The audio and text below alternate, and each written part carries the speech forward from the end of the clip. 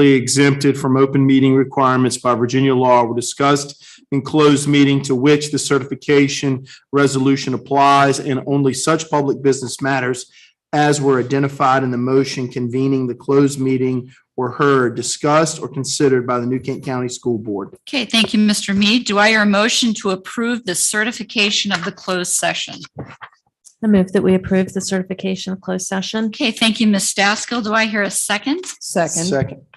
Thank you, Ms. Barber. And a vote, all in favor, say aye. Aye. All opposed, and the motion carries. Right. Good evening, everybody. Again, moving forward to our agenda for this evening. Item number 2 under new business. Our first item this evening is the recommended school board meeting dates for July 2022 through July of 2023. A first reading of these board dates. Dr. Brian Nichols. Yes, ma'am. Good evening, board members.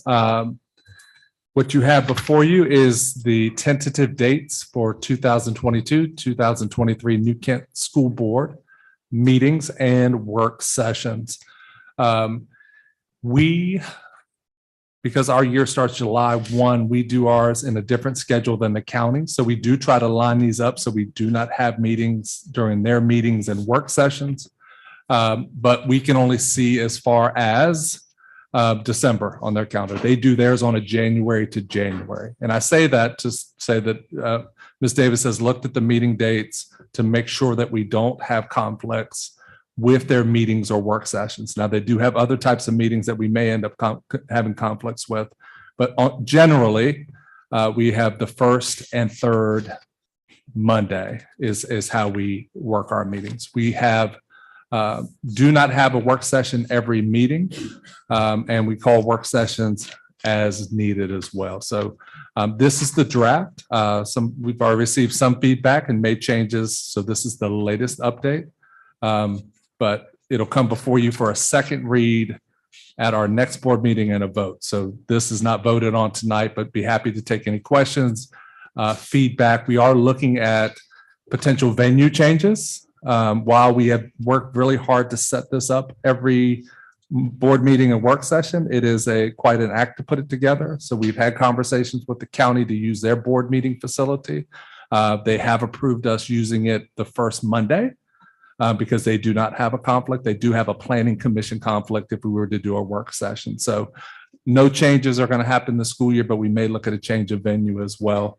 Just to minimize setup with technology and so forth. We used to not do as many work sessions, and then we added so many during COVID and maybe with next school year, we won't need as many. I do think that will be the case. We've already taken out in this schedule versus the current schedule, we have 3 work sessions. But we will look to do more of that. We added the work sessions back in each month because of the return to learn, the different CDC updates and everything we had going in. So our practice had been pre-COVID not to have nearly as many work sessions and just to have longer regular sessions. So we are beginning to return to that, and you may see some of those work sessions come off. Okay, board members, any other questions or comments? Thank you, Dr. Nichols. Yes, we certainly realize there's a lot going on in the county. Sometimes we do hear about the conflicts of meetings, not just Board of Supervisor meetings, but Planning Commission meetings. So certainly take that into consideration, but it's difficult to juggle everybody's schedule. So appreciate that and appreciate the flexibility. And we will come back to this next meeting for a vote in a second read. Okay, next item is the 2021-2022 calendar recommendation. Dr. Nichols again. Yes, so I wanted to bring a proposed calendar change to you publicly this evening. Have been working with teacher advisory and working with our principals and looking at our end of school year and how it falls in the work we have to do. So I'm bringing forward a proposed calendar change. Some contributing factors to this shift is right now we have 6.5 days above the minimum requirements currently. We hopefully, as it is beautiful outside or outside of the snow parameters that we have been working on. So right now we still have 6.5 days in the bank. All testing would be completed prior to the last week of school. So SOL testing, AP testing, any sort of testing that you would have, exams and so forth, are all completed before the last week of school. One of the most unusual factors we have right now, and as we begin to add it up and we look at the number of boxes we're going to need and pods and everything, and Mr. Pollock can certainly attest to that, we have a number of elementary staff members that have to pack their classrooms and move.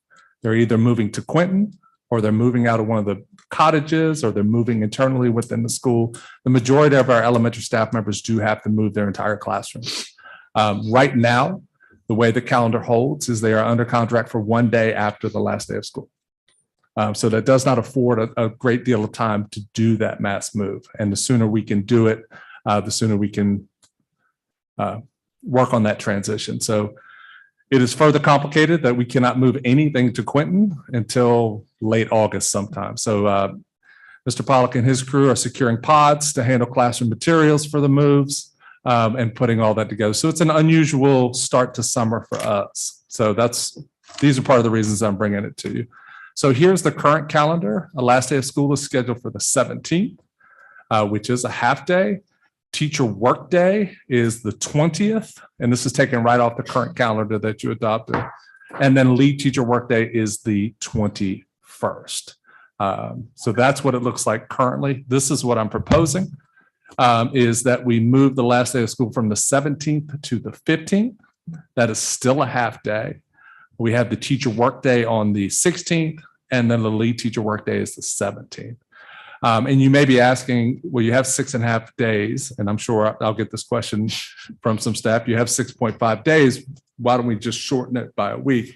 There are a lot of activities and pomp and circumstance and traditions that we currently do.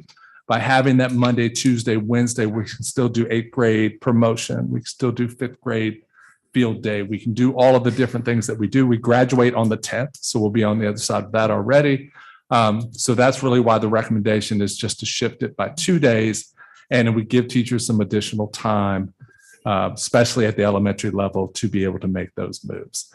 If this was approved immediately, beginning tomorrow, we would communicate that to family, staff, and community members. So it's a little bit of a shift. It helps us on the moving side of things, and it's something that we promise staff we come back and look at once we're outside of the weather. Our goal this year was to stay open no matter what, and they've really done a fantastic job doing this, and it'll be a way to give back a little bit as well. So that's the recommendation coming from our office. This would come before you for potential approval later this evening, but I'd be happy to answer any questions or take any feedback or edits.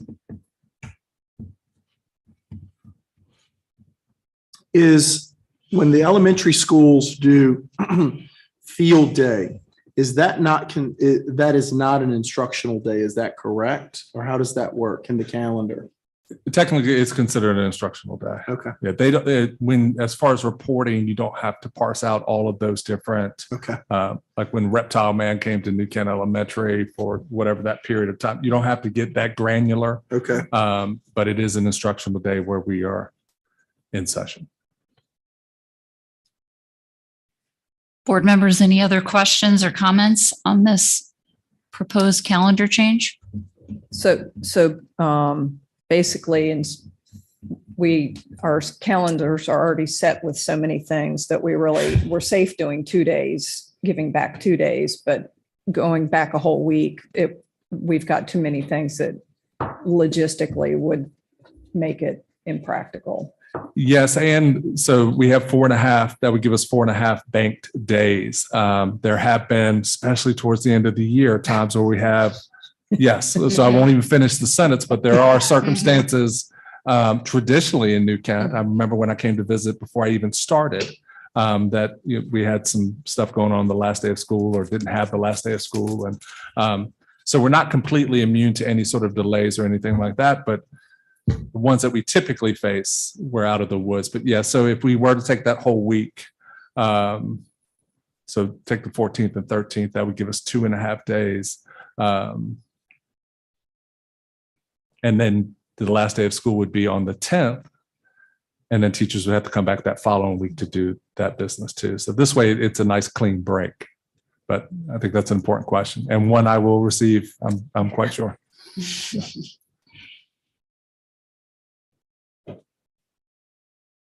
Any other questions? Okay.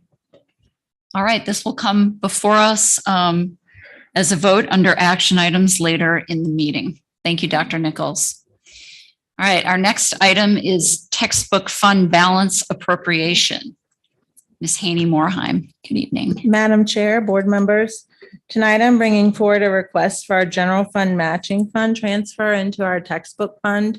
We bring this to you every year, with the exception of last year. There was a General Assembly amendment that did not require a local match.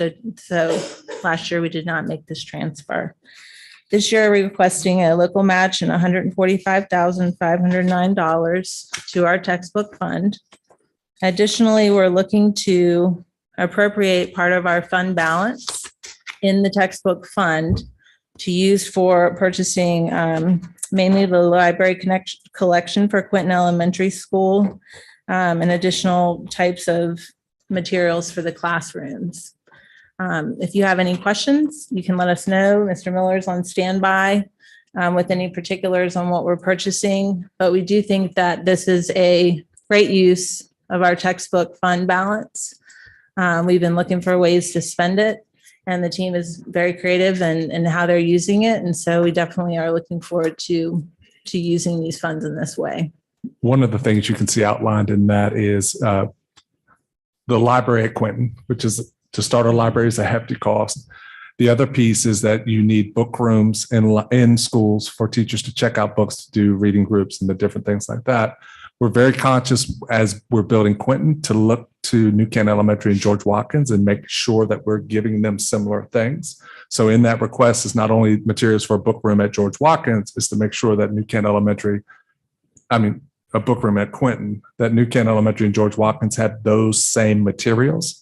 So all of those material purchases you see there, whether it's reading training materials or book rooms, or it's to go across all three schools. What's unique is the 200 is the price tag for starting the Quinton Elementary School Library, which will be comparable to New Canton Elementary and GW.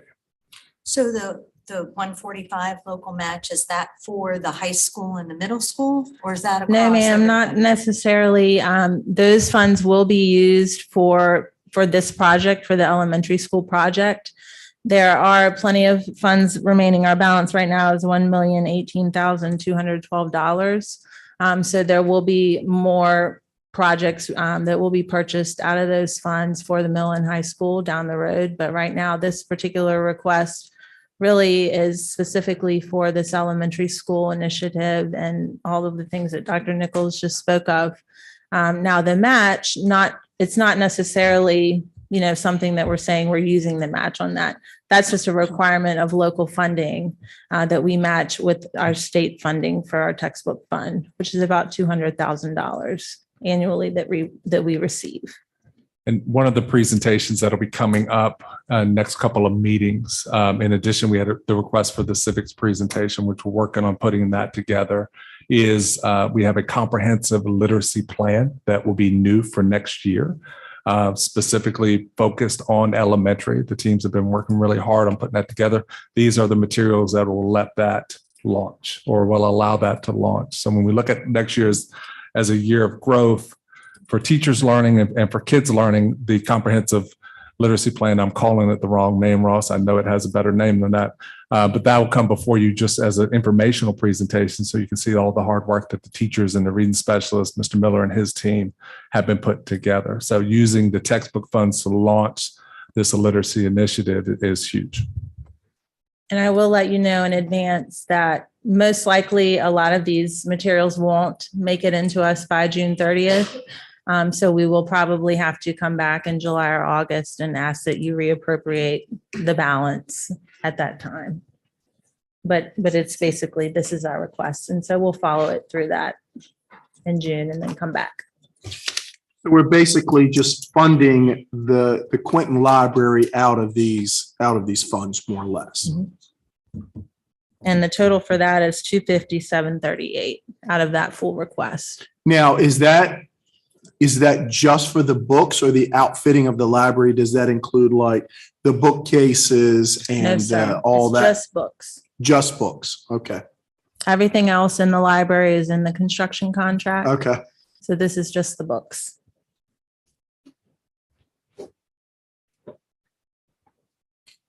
Okay, any other questions? That is the library collection. All right, and board members, this comes before us as an action item for a vote at the end of the meeting. Okay, next item on our agenda this evening is the Code of Conduct review. Yes, board members, at our last meeting, we discussed our cell phone policy as it stands in the Code of Conduct.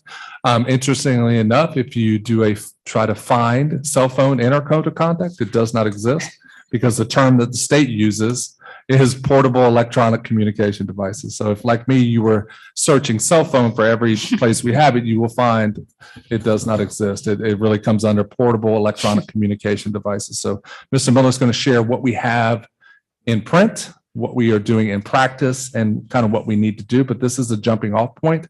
We will also be doing Code of Conduct in 2 reviews with you guys late May and June, as well as we always do. So we need to make some adjustments in Code of Conduct. We've talked about dress code. We've talked about some other things too. That'll be coming forward as well. But this is just in response to that question. And Ross, if I took your intro, I apologize. It's perfectly fine. Madam Chair, members of the board, Dr. Nichols, as Dr. Nichols said, we had some questions regarding cell phone use. And so just put together a quick overview of what our portable electronic communication device policy is. Rationale therefore the title is that there are so many different devices and that could come into schools, and that devices change year to year. And so we're not sure what the next piece of technology that's going to be available is. So because cell phones would not include Apple Watches and things like that. So don't use that word, those terms. So our policy, and it's probably not going to change for me.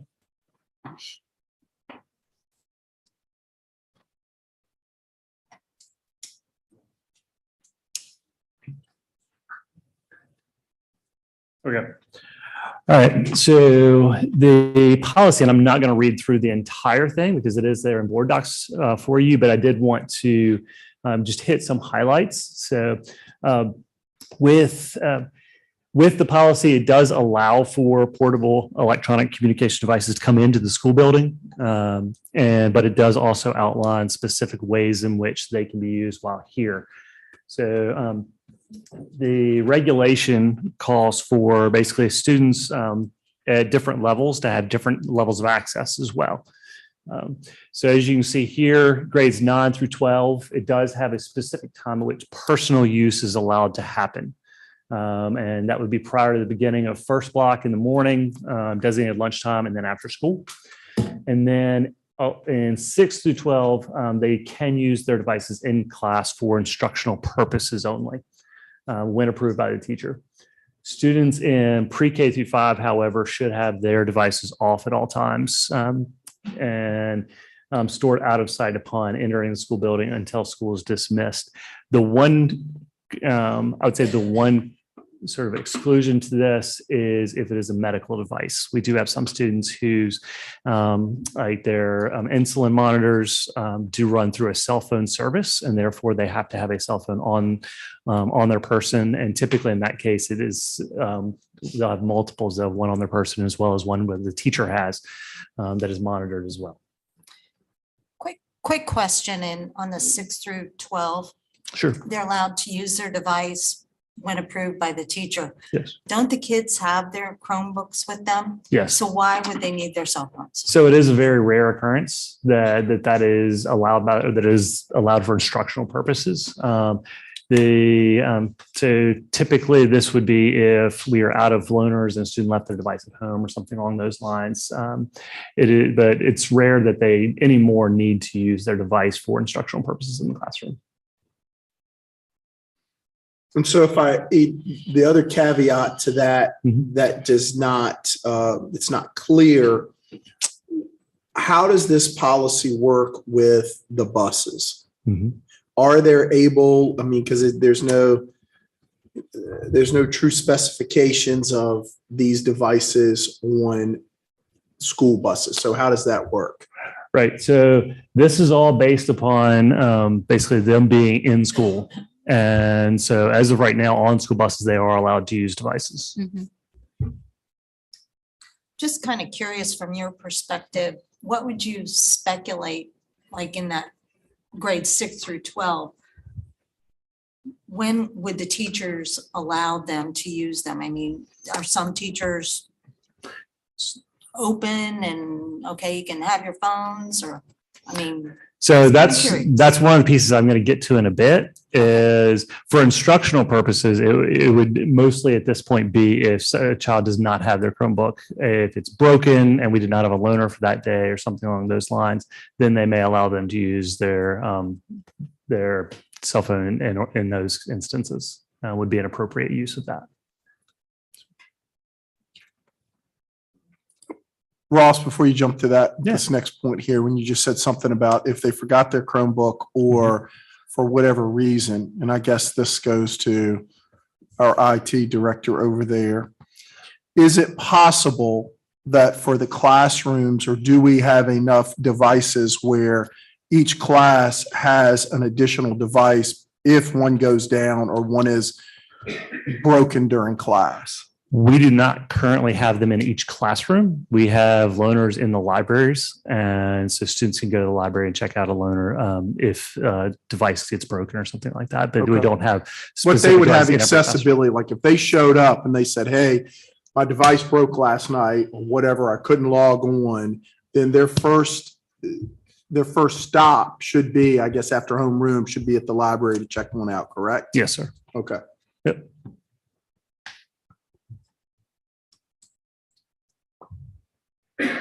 So if and at no point should a child be required to use their cell phone for instructional purposes. That's what this slide is getting to, is that it is strictly voluntary. We're not going to require a child to pull out their cell phone and use it for instruction.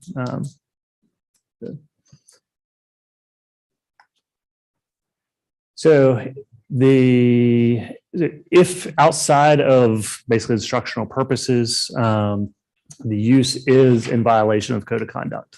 So as you go down through there, it gives basically inappropriate uses such as during undesignated times, undesignated areas, cyberbullying, unauthorized or inappropriate video capture, communication, and accessing or sharing inappropriate online content. At the bottom, students are not allowed to video or photograph school activities without permission from a teacher or administrator. So an appropriate use, getting back to instructional, photography class.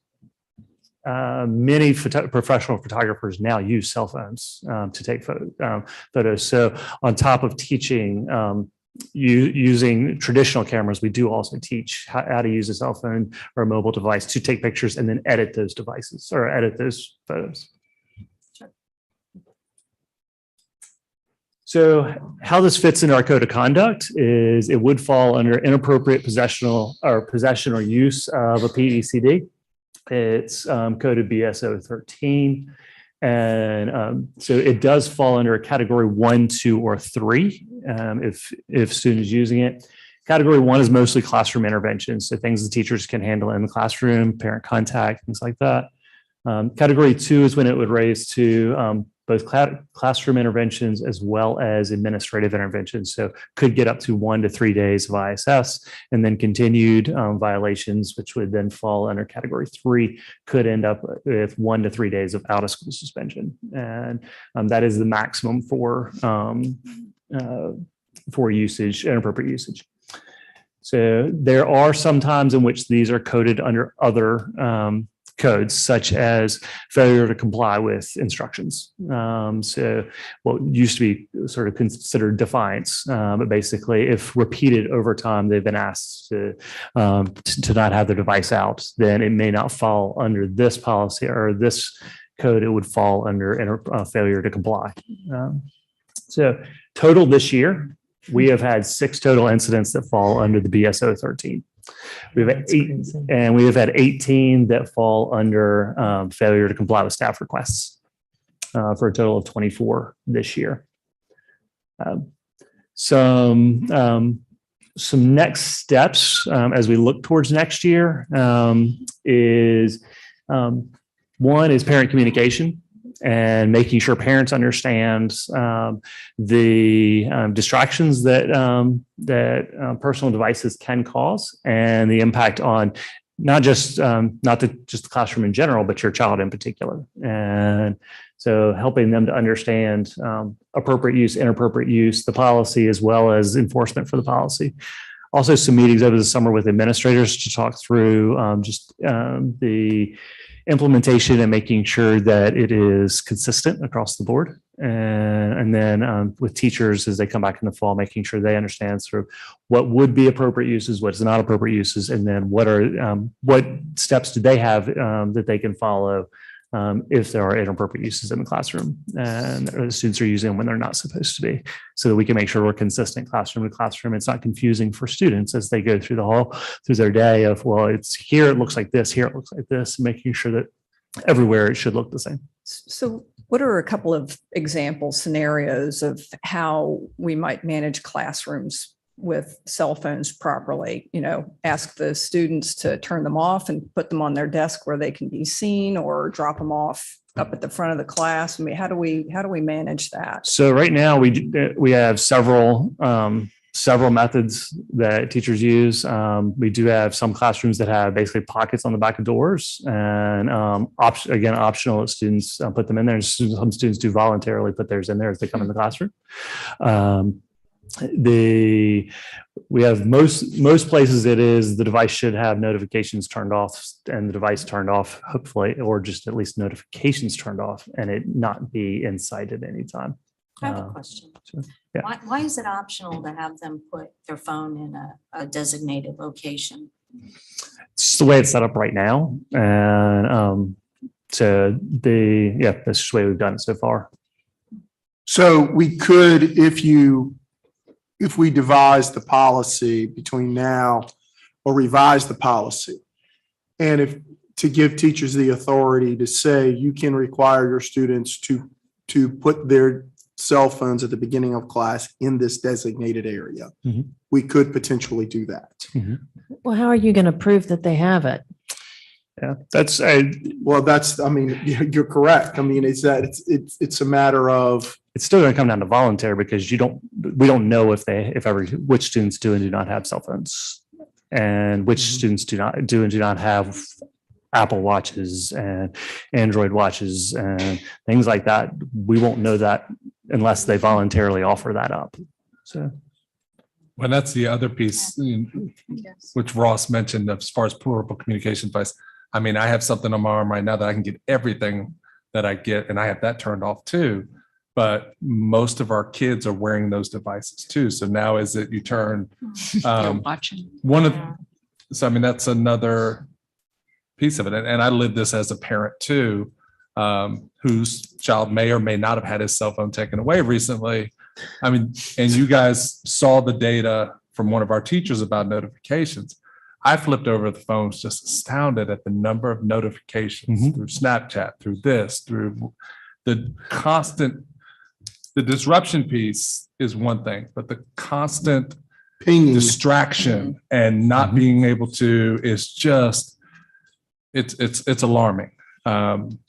So, we look at learning loss, you look at the work you have to do, and you look at the high level courses, to have that continual distraction is an issue.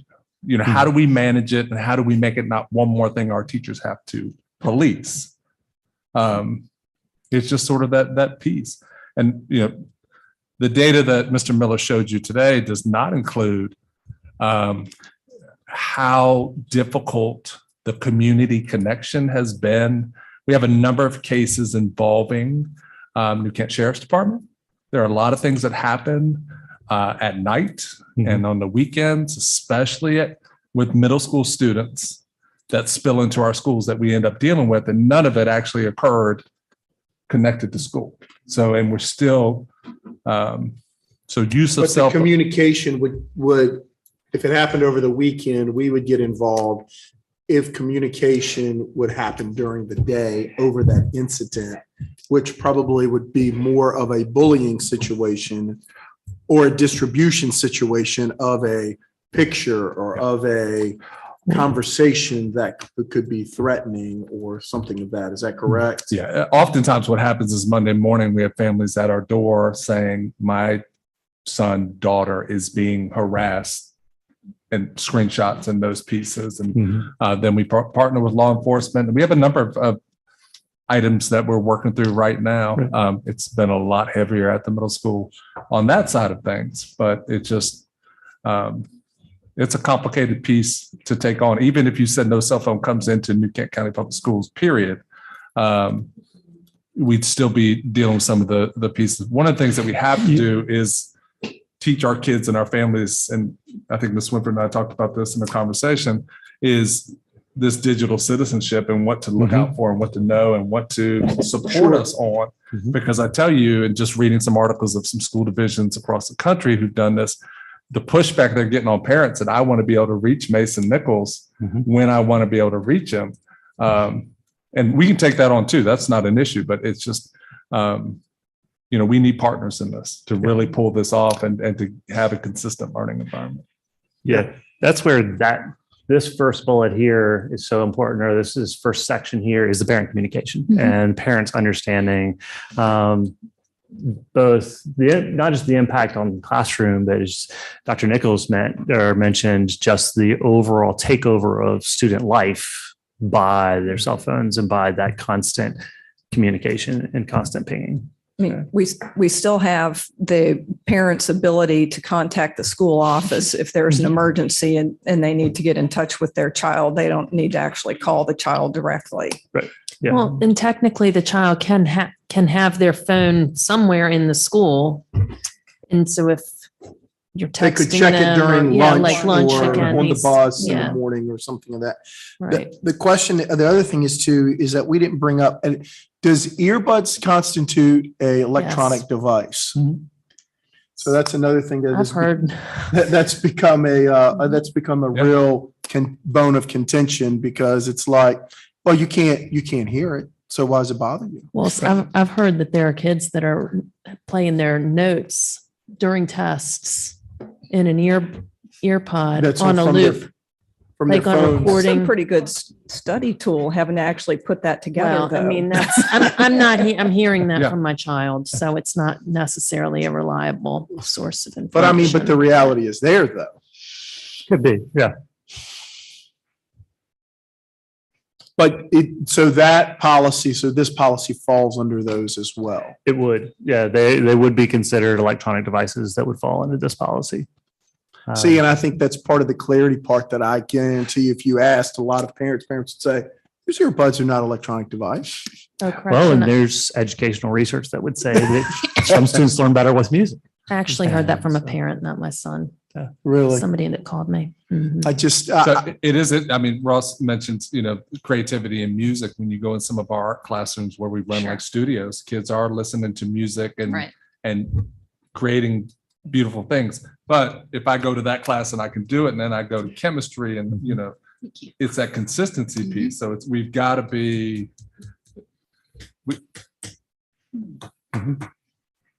Yeah, so that's where between the communication with parents and then consistent implementation of what is acceptable across the board are the two pieces that really have to come into alignment. Ross, will you back up a couple slides to where you can and cannot use it? I don't remember what slide that was. Right there. So I think one of the things, one more.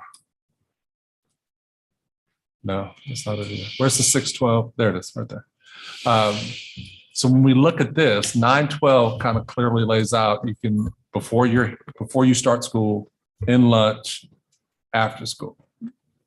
Is there heartburn? I mean, do we need to look at any of these that we have? And we have an implementation piece that we really need to work through, and a communication piece and a partnership piece.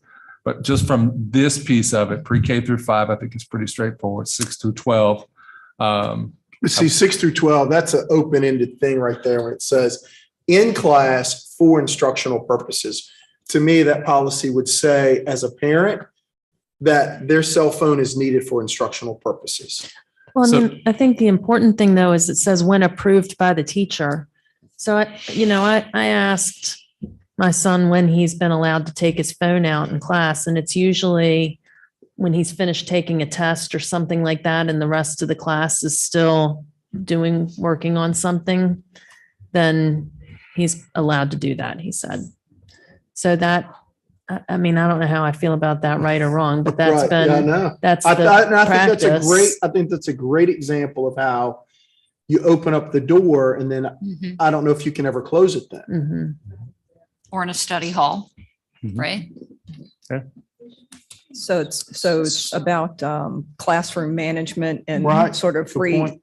reassessing how we are managing them in the classrooms. Correct. And yeah, and giving teachers clear guidance on here's what is acceptable, here's what's not. Yeah. and Here's how we can support you in that. And making sure they feel supported as well. Right. I think that's the key is the empowerment of the teachers feeling like they can make the call without any real retribution of Right. from parents or from administrators saying, what's the big deal? Mhm. Well, it's a big deal because I said it was a big deal. I think you're correct. I think that's a tough topic. But again, I think it's what you said, Dr. Nichols, about the partnership. And I think that at some point, I think it would be hard for any of us as adults to say that electronic devices in school divisions today will increase anybody's test scores. I mean, I don't know if a student could say, because I had an electronic device, my SOL scores are better today. You know, My maybe. cell phone, how about my cell Okay, phone? I was just saying, let's. Well, I mean, yeah, it's all semantics, but you're right. I mean, you know what I'm saying is that I don't see that a student could honestly say that by having a smartphone, their test scores are better.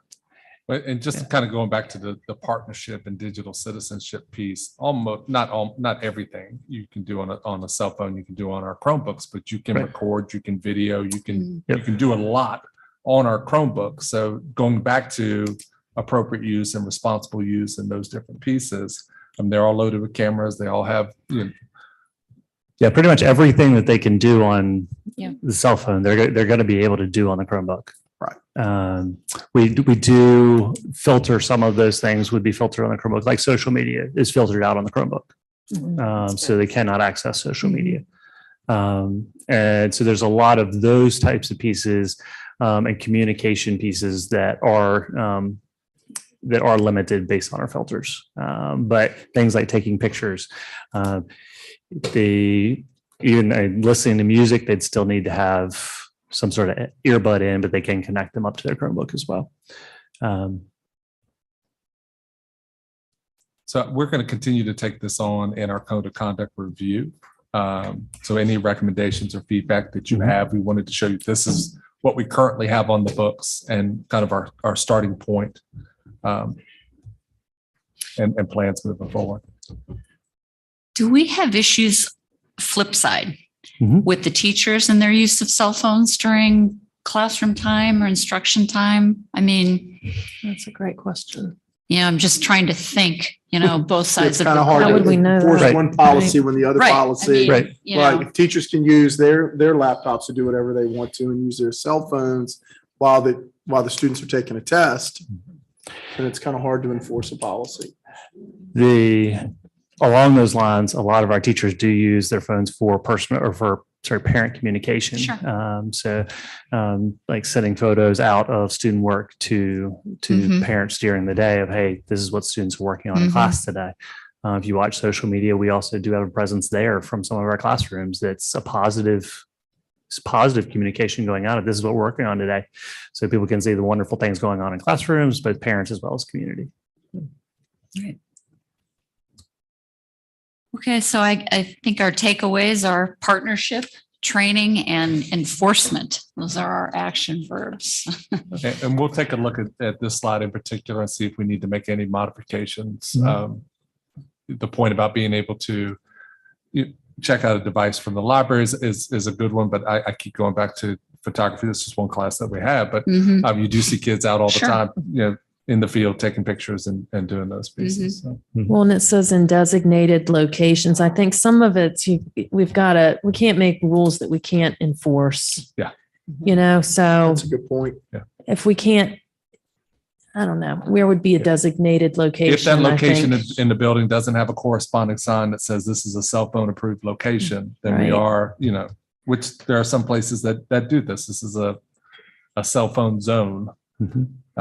So that the location is actually Well, designated. and do we There- care if a kid checks their text messages or something while they're walking in between classes? So there was, when this was written, it was also written, it's a division policy. And so each building was asked at that point to designate, so what does that look like? And make sure that was in the handbook and communicated out.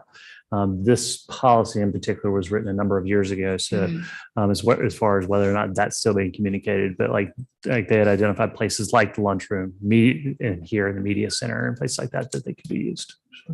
I also have teacher advisory and parent advisory in between now and the next work session. This will be a topic on that agenda. So I'll be getting feedback That would from be them good. as well. Yeah, that's a great one. I agree with you 100%. It's just. Well, and I go back to, I don't know what made me just think about this from the bus situation. Is even though our policies are still, I would love to see the number of students who use their cell phones on the bus that videotape and take pictures, and who tells them that they can't. About what's appropriate. Do you know what I'm saying? There's already a camera on the bus, so that's not an issue, but students could be videotaping and taking pictures without permission at that point of the bus driver. The bus driver could literally say, hey, just as a reminder, you're not allowed to take pictures or videos while you're sitting on the bus.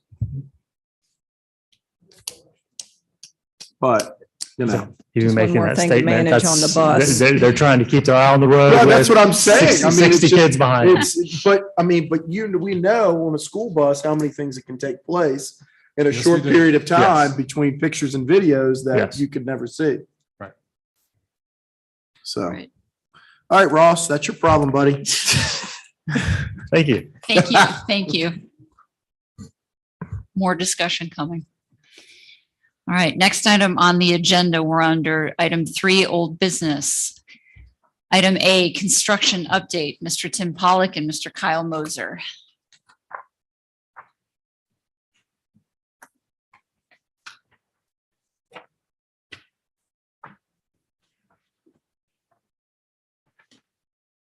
Good afternoon. How are y'all doing, school board? Good. Excellent.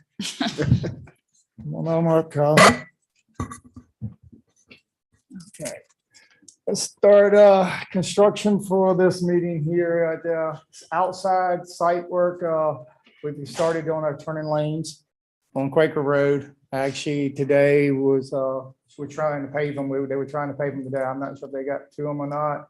The curbs are all set through the outside of the buildings, so they're in place.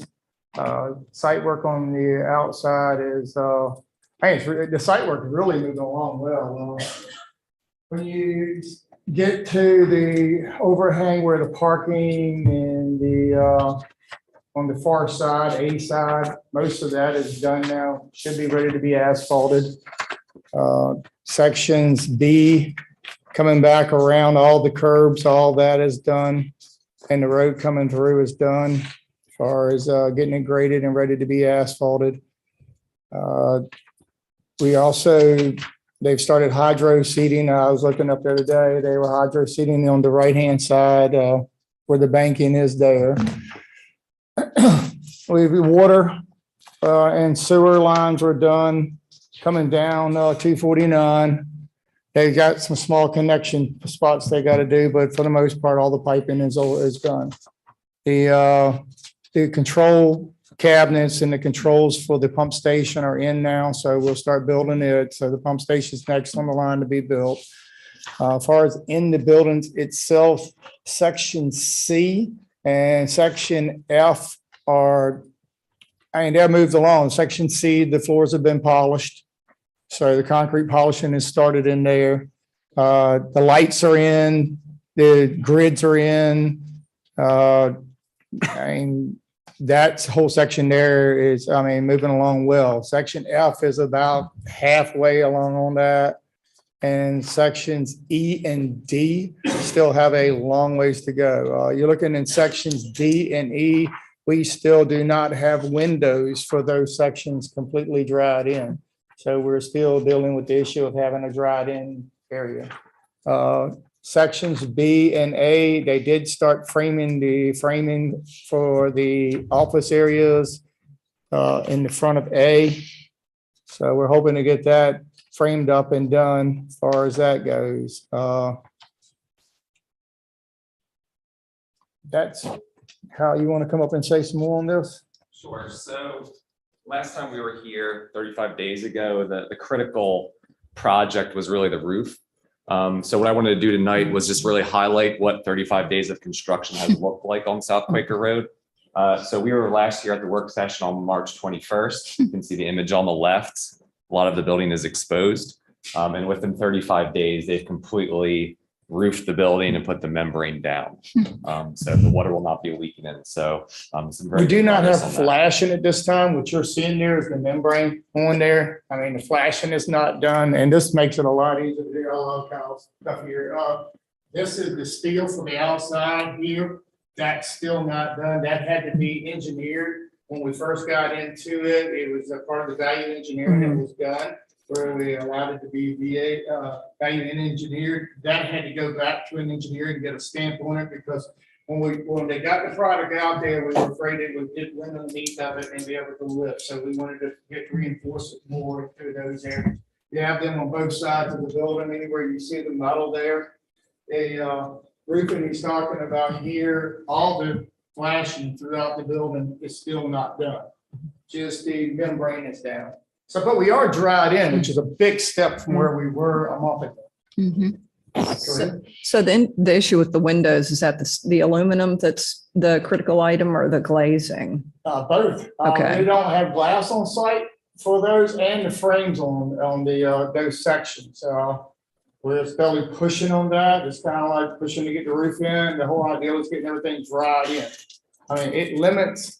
You can go ahead, Carl, if you want to go to the next one. It limits our ability to do the work and get everything completed. Like you're looking to your left, those are areas in section C on the lower level.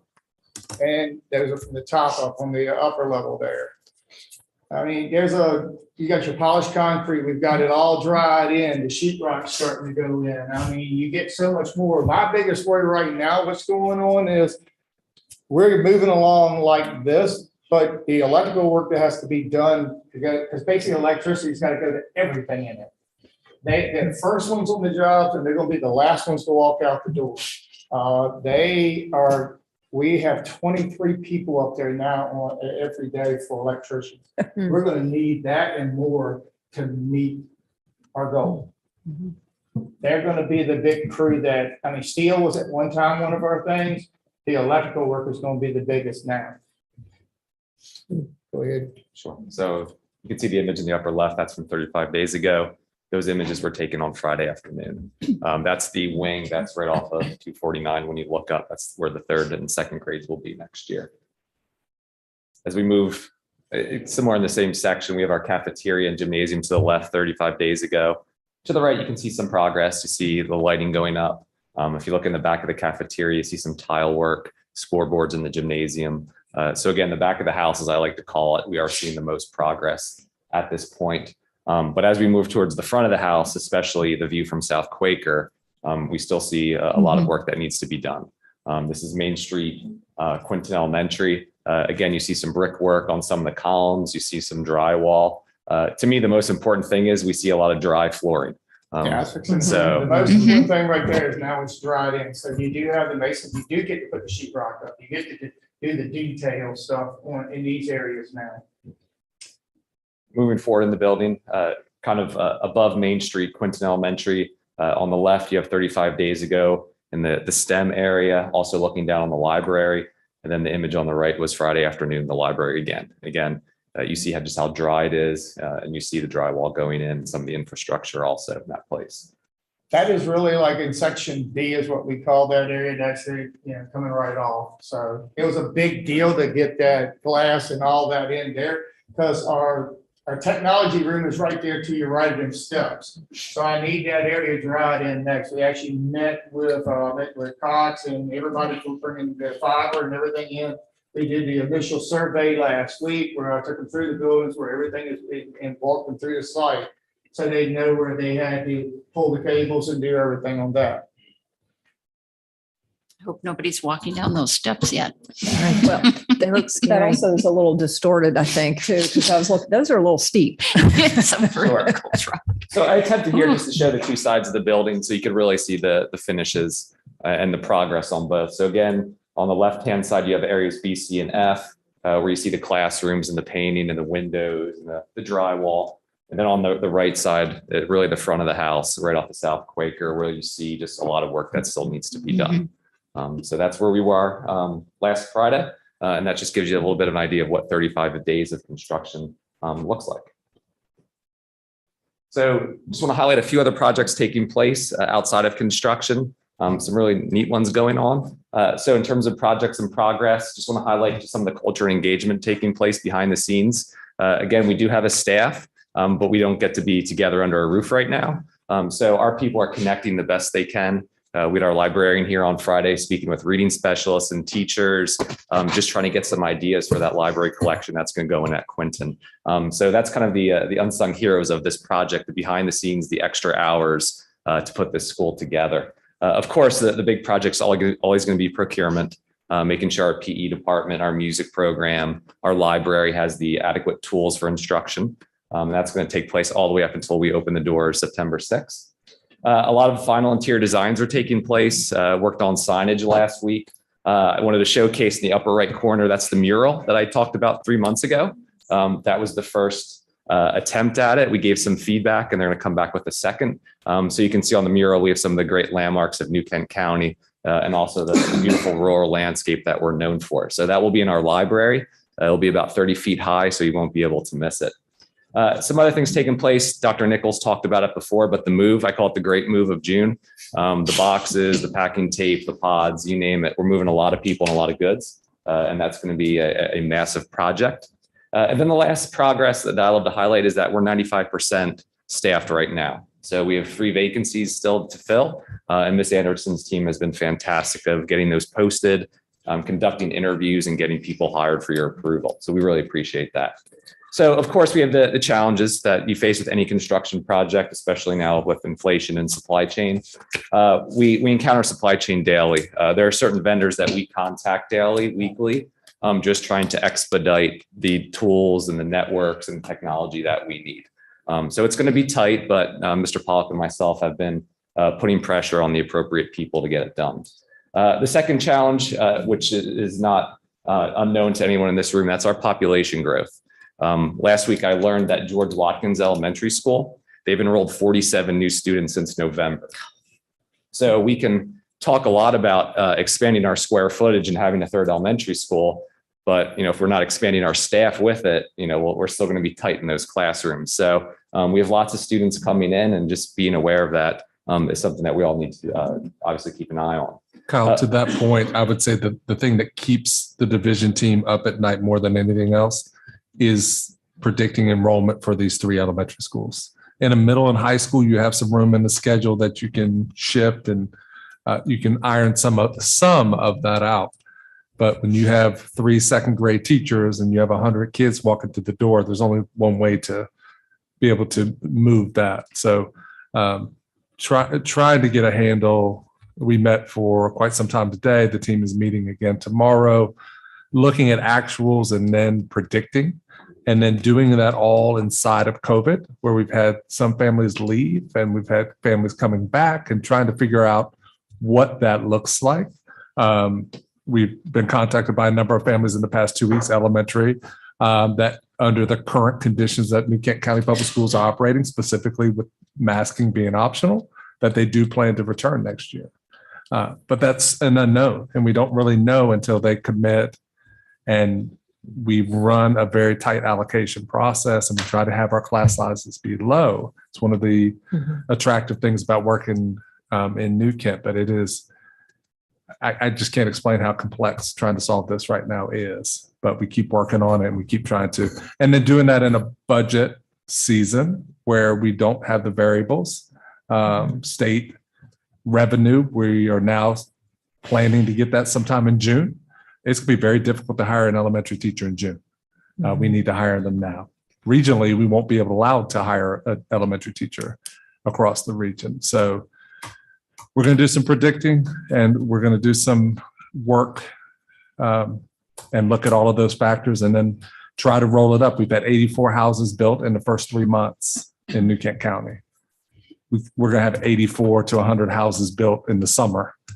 So just trying to do all of that navigation has been incredible. Kyle and the team of elementary principals have been doing a phenomenal job of keeping us updated on where those numbers are. And we'll continue to work on it as a team. But I just wanted to stress that's probably, I do worry about the school being finished on time, but nowhere to the degree that I worry about enrollment and getting those numbers right. Sure. So final two challenges I just want to quickly highlight, and I included a picture. You know, we do have double staffs up there daily with the construction team, but we still have to check on the quality of work. So the image below is the lighting that was installed on the back wing. And the lighting was actually going to block the projector for instruction. So, you know, going through the construction site and ensuring that the job is getting well done and it will not impede on the learning of students. And then what keeps me up at night a lot is just time. When the sun sets tonight, we have 133 days until we open. So we have to use every second of every day to ensure that we're in there together next year. We also pick up the challenge of, okay, a lot of this work actually falls back on me and Kyle because, and other people here that, okay, for your swipe cards, your cameras, all that was allowances. So the general contractor is really not doing that. We had to bring the people in. We have actually already started bringing in the crews and they're going to be doing their job now, starting now, trying to get all that done. They're no different than handling all the technology stuff coming in at one time. I mean, a lot of this outside of construction, we did allowances on to get a VE that low. And that's where you get into projectors. Now, this is where it turns into having the problem. You got lights there that come down 20 inches. Then you got a projector that comes down 20 inches. It usually doesn't work out. But it's good. We're going through and we're finding stuff now. So we're trying to solve as we move every day, like he said. It's good. Well, under challenges, I don't see budget or money, so that's good. We're still on budget. So we're still good. It's good. Well, we know you spend all of your time on this project right now, and you still have a school division that you need to take care of too. So we appreciate all that you're doing that is above and beyond. Thank you. Thank you very much. And I feel like a lot of those challenges are not in our direct control. So good news, bad news, but. Yes, it is. All right. Okay. Next item on the agenda is our VSBA policy manual revisions, the second reading of this. This is item B under old business. Yes, Ms. Winford, you do have a second read of policy revisions. Most of these were just technical in nature. We're no longer using shall in our policies. We're using will. And a lot of the state codes were updated to match. There was a new policy that Ms. Barber mentioned last time about cardiac arrest. That is a new policy. So we're adding that to our policy manual as well. So I'd be happy to answer any specific questions. I do want to thank Ms. Davis for putting all of this together and making sure that it lines up with, there are a couple instances where our policy goes above and there are a couple of instances where our policy did not quite reach as far, so making sure everything lined up the way it should.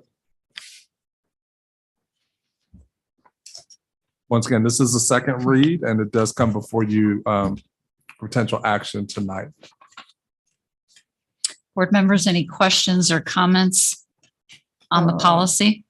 The only thing I saw of question was actually typographical, and on it's on school board legal status file BB. The last sentence, the school board is a corporate body whose title is. So we just need to fill in what our title is. Okay. Oh, yeah, I saw that too. Yep.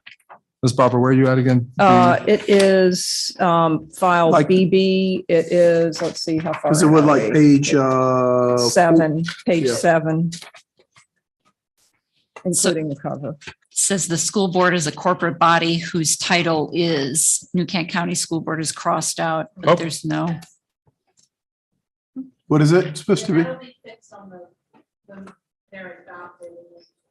We fill in the blanks, basically. Gotcha. Okay, so the answer is New Kent County School Board. So that's, will just be accepted with the revision. Okay, And I neglected to mention the summary sheet up front that really just outlines Yep. Yeah. the specific All the changes. Yep. Yep.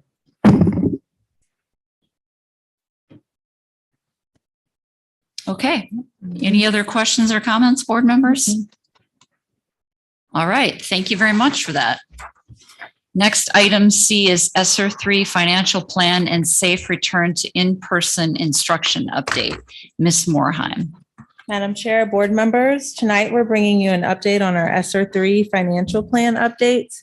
And with that as well, we're going to also be bringing an update on the safe return to in-person learning.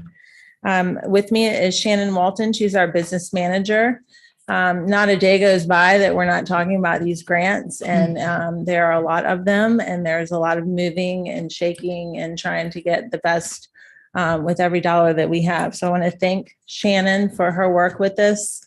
And she is going to be presenting the changes that we're recommending tonight on our ESSER 3 financial plan. Madam Chair, board members, and Dr. Nichols, good evening. We are required to present our changes and updates to our ESSER 3 plan to you at least every 6 months. So the last time we presented, since then, we've had additional state revenue that has come in for specific purposes, or we have found that some of our initiatives have fit in some of our other grants in a better way. So we have moved things since that time. So the thing I want to point out, first of all, is that we are moving. So on this slide, the original plan is on the left, the change is in the middle, and the update is on the right. So you'll see that in the middle, we are moving additional years for instructional coaches. So we will have 3 years in our ESSER 3 plan for them. So that's this school year and then 2 more school years. After that, we would like to increase our school-based subs to have 1 sub in each school, and we are increasing that to 2 years. And with both of those increases, there is a 20% learning loss requirement in ESSER 3. And so with each of those, we'll hit the 20% and go above that for our learning loss with this grant. The PPE line, we funded the PPE warehouse through ESSER 1. And we did a lot of stocking with that grant. Right now, our inventory is still well stocked, and we do not see that at this time we will need to make many more purchases to increase that inventory. We're at a good supply right now. The other large item is removing the HVAC. We received state funding for HVAC specific to the air quality in schools. So we removed that out of this grant, where we originally were going to do some HVAC work and have that all in our HVAC grant. And then the other amounts that we're changing are just to balance ESSER 3, but we still feel that the amounts that we have left in there for those initiatives fully support those projects. And while we are making changes and we have moved stuff out, we do want to make note that we are not removing any initiatives that were presented to y'all. We're just shifting where they're coming from.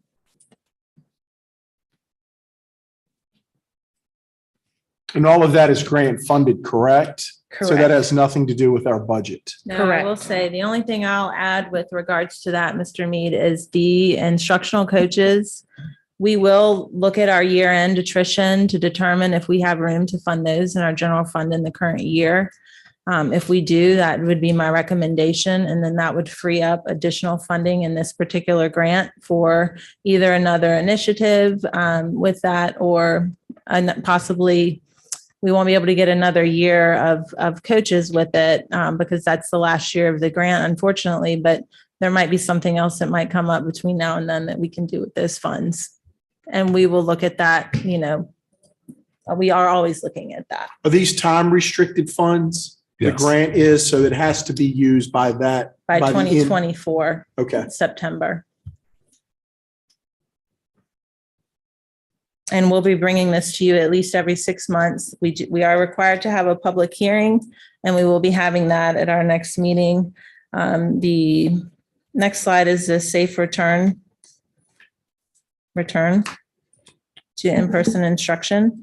There are minimal changes with regards to that. Really, it's just updating the state and CDC guidelines, removing the mask mandates in our schools, and just to continue to maintain our mitigation strategies that we have in place at this time. And as always, we'll continue to take actions for all of these things listed here: staff and social, emotional, and mental health, and other needs. Board members, any questions or comments? Or sorry, I'll let you finish your next slide. You'll actually see in board docs both of those plans and the narrative that goes along with them. We'll also be updating those on our website this evening, and we will receive public comments on May 9th at our next meeting. And of course, comments are always accepted through this email address. And really, we have committees and different groups. Dr. Nichols meets with staff and parents. And so we're always looking for feedback and things that we can do differently, teacher interest, all those things. So this is constantly evolving. So the more feedback, and we're telling people, always ask for whatever it is that you need. Because right now, especially, most likely there's a way that we can creatively, try to fund that request. Do we get community feedback through these channels? Not a lot. No, I think we get more feedback through committee meetings more than anything. That would be my read. And having focus groups and just different people sitting around the table trying to talk through some of the different items that we're trying to do. A lot of county partnership as well. County's been a great partner in this as they've received some grant funds, who pays for what when. But the public hearing is an opportunity, and also the email address for anybody to provide feedback. And our team is always happy to meet about initiatives and different ways to partner as well. Thank you. Okay, thank you, ladies. Thank you. Thank you. Next item under old business, item D, the Perkins Grant, second read of this. Mr. Miller. Yes, Madam Chair, members of the board, Dr. Nichols, again, at the previous meeting, we brought forth the Perkins Grant, and tonight it's just up for second reading, same exact grant. So I'm happy to answer any questions you may have. We didn't have any last time. I didn't receive any between meetings, but happy to answer any that you may have. It is up for approval this evening.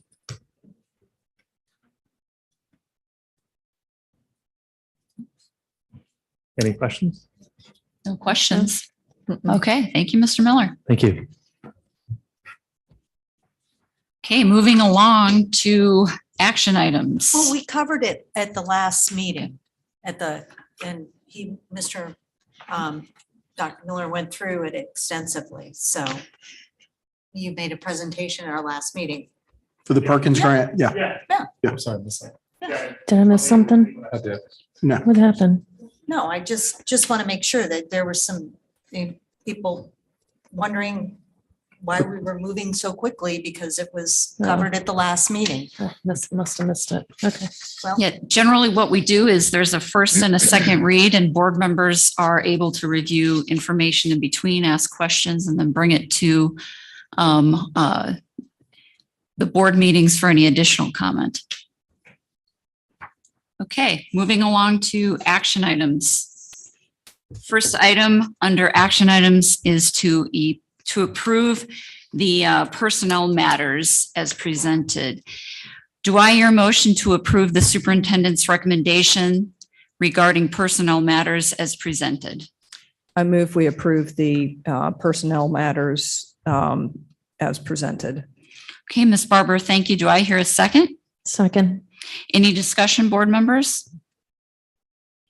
All right, and a vote. All in favor, say aye. Aye. All opposed? None. Motion carries. Second item is to consider approval of the 2021-2022 calendar recommendation. Do I hear a motion to approve the consideration of the approval of the 2021-2022 calendar recommendation as presented? Make a motion, we approve the 2021-2022 calendar recommendation as presented. All right, thank you, Mr. Mead. Do I hear a second? Second. All right, thank you, Ms. Beath. Any discussion, board members?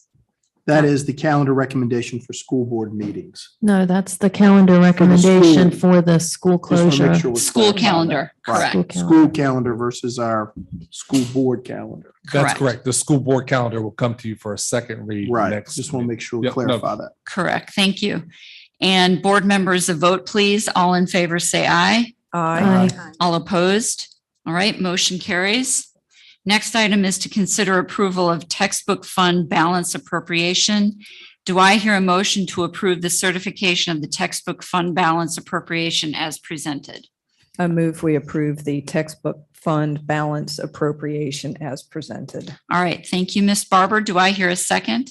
Second. Thank you, Ms. Daskell. Any discussion, board members? All right, hearing none, a vote, please. All in favor, say aye. All opposed? All right, motion carries. Item 4E, to consider approval of the Perkins Grant. Do I hear a motion to approve the consideration of the Perkins Grant as presented? I make a motion that we consider approval of Perkins Grant as presented. All right, thank you, Ms. Daskell. Do I hear a second? Second. Thank you, Ms. Barber. Board members, any discussion on the Perkins Grant? All right, and a vote then. All in favor, say aye. Aye. All opposed? All right, there's none. The motion carries. Dr. Nichols? I think we we get the missed the policy? policy. We have to do the approval of Sorry. the VSBA. All right. Okay. Consider approval of VSBA policy manual revisions. Oh, dude. Do I hear a motion to approve the VSBA policy manual revisions as presented? I make a motion that we approve the VSBA policy manual revisions as presented. All right, thank you, Ms. Daskell. And a second? Second. Thank you, Ms. McBeath. Any discussion, board members, on the policy manual revisions? All right, hearing none, a vote, please. All in favor, say aye. Any opposed? None. The motion carries. Dr. Nichols, did you have any comments before? Prior to adjournment? Yes, ma'am. Prior Thank to- you very much. We didn't have the typical section of superintendent response to questions because we didn't really have questions at the last meeting. We did have a request for a civics presentation, which we're working through. The other piece, several of the speakers mentioned that the division committee met around the book, which has been a topic of great comment. So according to our process, the division committee, which did include parents and staff, did meet regarding Poet X. And under the parent control, we do agree that parents do have the right to determine what their child reads. We have that in place, and under that provision, that book could be there. That book has remained at the high school library all year. And under the parent control piece, so the parent does have the right whether the child reads it or not. So the division committee did meet. Several of the speakers did mention that, so I wanted to officially say that as well.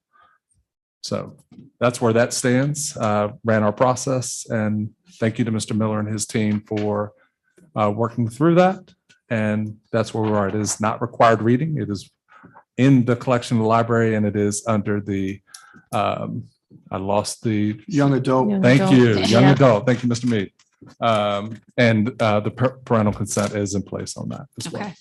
And we did an additional communication at the middle school about the parental option. Correct. Parental option was always one of a series of things in announcement. We did a specific one related to just that piece as well. So Okay. we have that in place as well. All right, thank you. Board members, any update to that or comment or question? None? Hearing none. Okay, this meeting is adjourned. Our next meeting will be our May monthly meeting on Monday, May 9th, 2022. With that, our meeting is adjourned at 7:20 PM. Thank you.